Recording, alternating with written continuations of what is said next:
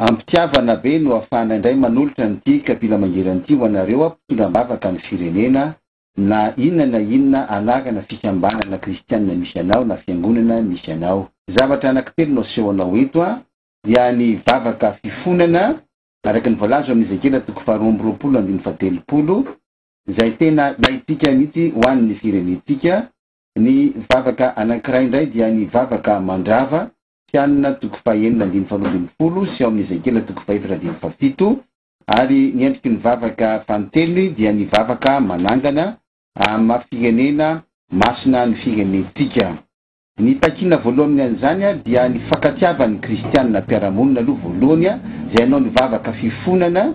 Ny vavaka fifonana dia mitaky an'izany Andriamanitra. Hoy ny voalaza amin'ny Ezekela 4:20 hoe mitady olona teo aminy mba hijoro ambanga hifona mba tsy handravako ny tany.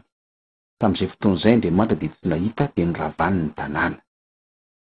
Androany dia mahita anao ny tompo satria ianao dia zanak'Andriamanitra. Itsengenao hoe nomenanao mamaim-poana ny famonjena, mamaim-poana ny nandraisanao ny famonjena. Araka ny voalaza amin'ny Jaona 7:20 amin'ny Efesianina 2:2-5 sy ny 5. Fa fahasoavana no namonjena anareo amin'ny finoana ary tiavy aminareo izany, fa fanomezana avy amin'Andriamanitra, tiavy amin'ny asa, fandrao isy ireare. Dia hoy izay Jesosy hoe izay mahatratra amin'ny farany no vonjena, Matitiko 4:7 ary ny fitiavana no mahatratra amin'ny farany. Fa amin'anina dia hitsahatra, tena miteny tsy fantatra dia foana, ny fanaovana safagagana dia hitsahatra, fa ny fitiavana no mahatratra amin'ny farany. Noho izany ny olona manana ny famonjena izay vita amin'ny Jesosy dia tsy maintsy miaina amin'ny fitiavana raha tia hatratra amin'ny farany izy.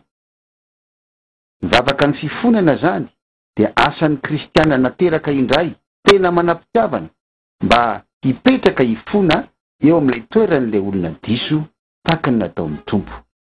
Ny voalaza amin'ny Romana 4:30 hoe iza ny manameloka Kristy Jesosy nefa maty, eny sady nitsangana tamin'ny maty koa ka mitoetra eo amin'ny tanana ankavanan'Andriamanitra ary mifona ho antsika. Ny Jaona 4:2-12 tapany voalohany dia milaza fa izay rehetra mino ahy ny asa ataoko no ataony koa. Ka raha mifona ny tompo dia mila mifona tahaka azy koa. Ary reny olona mifankatia daosy anao zany zanak'Andriamanitra no miara-manao ny ady ara-panahy.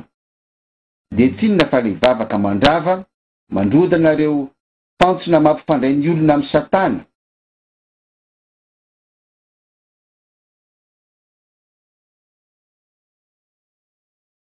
Araka hitantsika io dia ity zao ny tany ary voalaza amin'ny Efesianina 4:12 fa miantona eo amin'ny abakabaka eo ny Satana sy ny devolony dia mandefa hery izy izay mamatotra ny olona anankiray eo amin'ny fahatraray. Mandefa hery Satana ka iny heriny iny no ravatsika, iny hery alefa Satana iny no pitehintsika. Vavaka ataontsika zany dia mandrava ireo fantsona dia mampifandray ny olona amin'ny Satana, ho ravatsika izany tiany tany dia pitehintsika izay azo atao dia azo atao tsara mihitsy manatanteraka an'izany. Raha ity zao ny tany dia ity isika no miaraka manao vavaka dia Satana aty ambony ety. Dia voalaza ao amin'ny Romanina 9:20 fa Andriamanitra mihitsy no maniraka ny Satana any ambanin'ny faladin-tongotrsika ary dia resy Satana amin'izay fotoan'izay.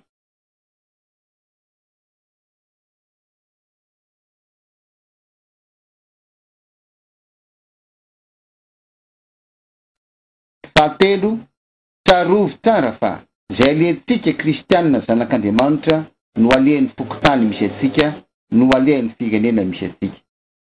Manao vavaka manangana isika araka ny Petera voalohany 2:5 ilay programan'Andriamanitra ho an'ny Madagasikara amin'ny firenena profetika sady apostolika atsika.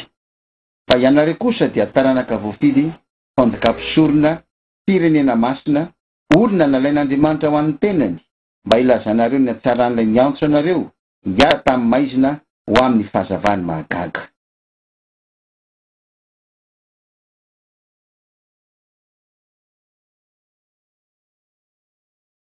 Mitsangana, miazava, fa tonga ny fahazavanao ary ny voninahitry Jehova efa miposaka aminao, fa indy ny aizina manarina ny tany, aizim-pito manarina ny firenena, fa avy aminao kosa ny mpisahan'ny fahazavan'ny Jehova.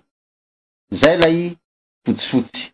Menamena kosa, sady izy no ampihevana ny zavatra rehetra Kristy zany, ka dia ny ranony Jesosy Kristy teo amin'ny hazo fijaliana no nanaovany fampihevanana. Eny, Kristy no fampihevanana izany na ny etỳ ambonin'ny tany na ny any an-danitra. Kolosianina 2:20. Zay ny menamena. Ny maitsomaitso kosa, tao lazainy hoe ty tany efa lao ity de tonga tahaka ny sahahidena, ary ny tanany efa foana sy lao de misy ponina sady asiana manda. Voalaza amin'ny Ezekela 4:7 hatramin'ny 4:8.